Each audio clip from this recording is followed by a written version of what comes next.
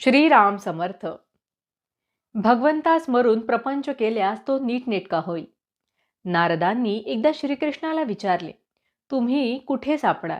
त्यावेळेस श्रीकृष्ण म्हणाले, नारदा, मी वैकुंठात नाही, रखुमाईपाशी सापडेन असेही नाही, तर मी माझ्या भक्तांपाशी सापडेन.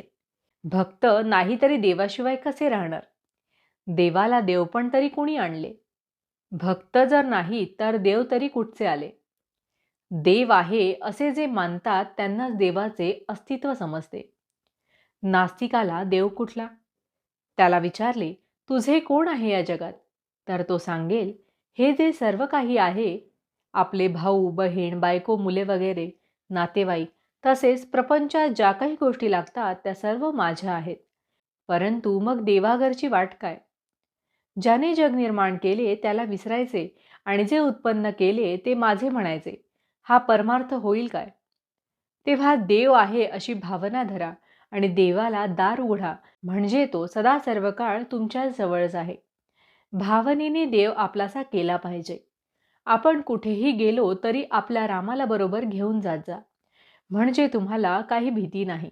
रामाला बरोबर नेणे हे बोलणे लोकांना चमत्कारिक वाटेल, पण ज्यांना देवच नाही असे वाटते त्यांच्याशी आपल्याला काही कर्तव्य नाही. जो देवाच्या नादी लागला त्याचा प्रपंच बिघडला असे काही जण म्हणतात. परंतु ज्याने प्रपंच निर्माण केला त्याला विसरून तो प्रपंच नीट होईल का? कधीही होणे शक्य नाही.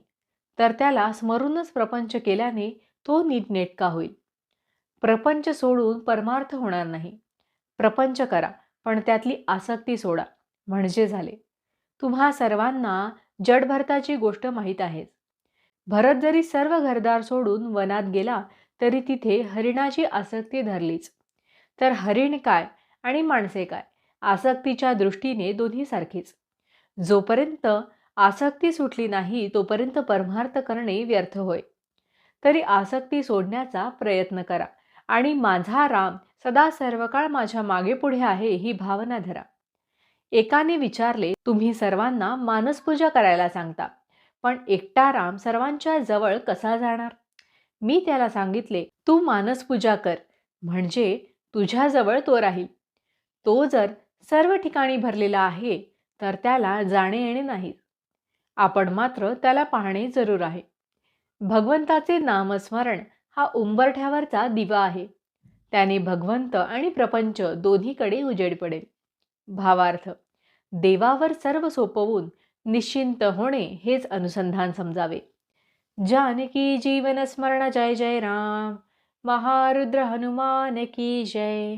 समर्थ रामदास स्वामी महाराज की जय. सब संतन की जय.